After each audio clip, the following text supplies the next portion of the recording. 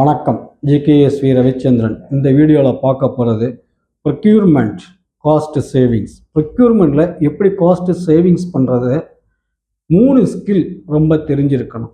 ஒன்று வந்துட்டு எந்நேரமும் பெர்ஃபெக்ட் ப்ராடக்டை பார்க்கக்கூடாது, சப்ஸ்டியூட் ப்ராடக்டை பார்க்கணும். சப்ஸ்டியூட் ப்ராடக்டை நீங்கள் பார்க்கும்போது விலை குறைஞ்சி கிடைக்கும், ஈக்குவல் குவாலிட்டியாக இருக்கணும்.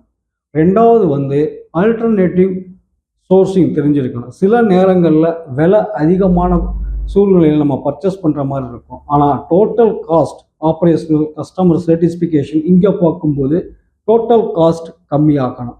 மூணாவது வந்துட்டு காஸ்ட் ட்ரெண்ட் அனலிசிஸ் தெரிஞ்சு வச்சுருக்கணும். எந்த சூழ்நிலையில் விலை ஏறும், எந்த சூழ்நிலையில் விலை குறையும் அப்படின்னு தெரிஞ்சு வச்சு அதுக்கேற்ற மாதிரி கம்பெனிக்காக மெட்டீரியல் பர்ச்சேஸ் பண்ணி இன்வென்ட்ரி அரேஞ்ச்மெண்ட் பண்ணணும்.